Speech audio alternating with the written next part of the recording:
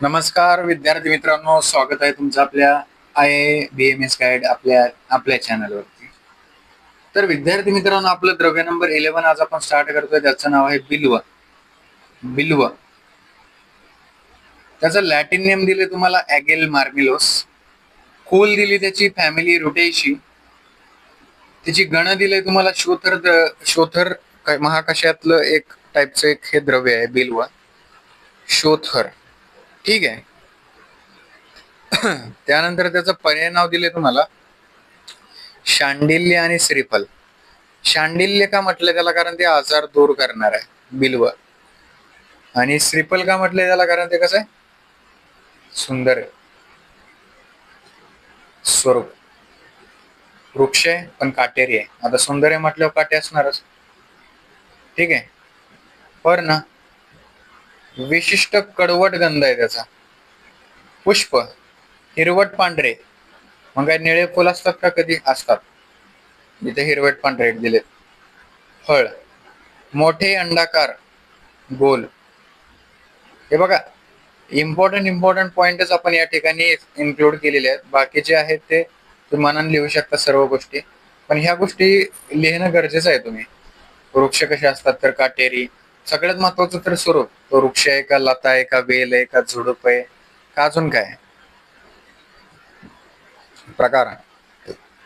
जंगली आणि वन्य. जंगली आणि वन्य फळ लहान काटे अधिक. बघा, नॉर्मली आपण याच्या आधी पण बघितलंय, जे जंगली प्रकार असतो त्याचे फळ कसे असतात, लहान असतात आणि काटे अधिक असतात.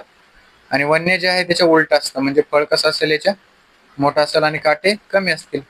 म्हणजे वन्य कामाचे आहेत ना, वन्य कामाचे आहेत. कारण फळ पण मोठं आहे आणि त्रास पण नाही आपल्याला त्याचं काढायला, कारण काटे कमी आहेत. उपयुक्त अंग बघा, मूल, त्वचा. मूल, त्वक, मूल आणि त्वचा. उत्पत्ती स्थान भारतात सर्वत्र, बंगाल आणि बिहार. बिहारमध्ये पण येत आहे.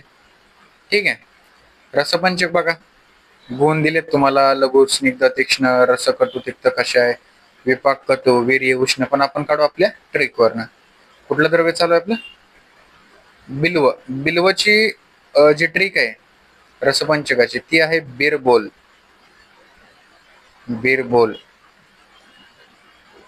आता बघा, इथे तुम्हाला अशी वेलांटी पण आली बरं का, आणि हे असं स्ट्रक्चर पण आलंय, 2 मात्रा आणि 1 काना. तर तुम्ही हे कन्सिडर करायचं, हे डॉमिनंट असतं. हे कन्सिडर केलं तर तुम्हाला रस कळून जाईल. कोणता रस येईल रे याच्यामध्ये?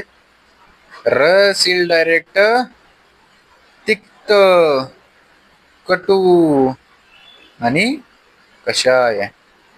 ठीक आहे. वीर्य कोणता येईल रे यामध्ये? जोडाक्षर आहे का? नाहीये. म्हणजे कोणतं? उष्णवीर्य. आणि विपाक सम लेटर इव्हन, म्हणजे कटू विपाक. आणि रस कोणता आहे? तिक्त, कटू, कषाय. मग त्याच्यावरूनच तुम्ही गुण लिहू शकता त्याचे, लघु, वृक्ष, स्निग्ध, तीक्ष्ण. ठीक आहे. झालं बघा, सगळं सेम आलं बघा. आपलं विपाक कटू आला, वीर्य उष्ण आलं, रस कटू तिक्त कषाय आला.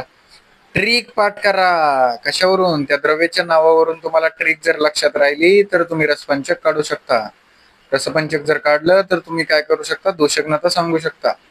आता सर्व गुणांनी कसं असेल रे? कफग्न. नॉर्मली कफग्नच राहील द्रव्य, कारण ठीक आहे, हे असे आले ना, तिक्त, कटू, कषाय, उष्ण, कटू, हे शब्द सारखे दिसायला लागले की ते द्रव्य कधी पण कफग्न असतं, लक्षात ठेवा. कटू उष्ण कसं आहे रे? पित्त करे. कटू आलाय बघा इथं, पित्त करे, पित्त वृद्धी करे, आहे का रे? बरोबर आहे. मधुर, आम्ल, लवण, कटू, तिक्त, कषाय. आम्ल, लवण, कटू हे 3 कसे आहेत? पित्त वृद्धिकर आहेत. ठीक आहे. त्यानंतर बघा, त्याचं मुख्य कर्म दिलंय तुम्हाला: दीपन, पाचन, ग्राही आणि कृमिघ्न.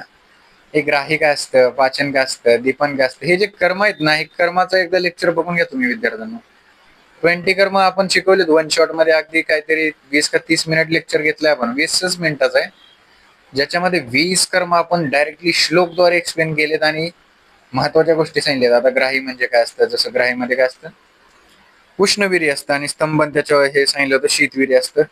ते काय करतं, कर्म काय करतं, कृमिघ्न कर्म काय, दीपन, वनी, तो श्लोक तुमचा, वनी, भृतम, पाचन, हे तुम्ही एकदा कर्म बघून घ्या.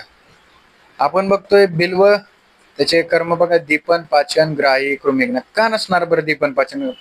तिक्त, कटू, कषाय एवढं दिलेल्या गोष्टी आहेत म्हटलं, दीपन पाचनच असणार. अग्निकर्म, बिल्व सांगाग्र ग्राही दीपनीय वात कप प्रशन नाम.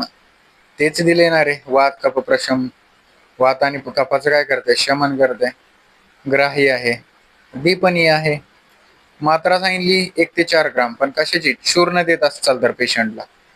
कल्प सांगितलं तुम्हाला बिल्वाधिकृत आणि बिल्वतेल. बिल्वाधिकृत आणि बिल्वतेल अशा प्रकारे आपलं बिल्व द्रव्य झालेलं आहे. 11 नंबरचं द्रव्य आहे हे. तर भेटूया नेक्स्ट द्रव्यामध्ये. Thank you very much.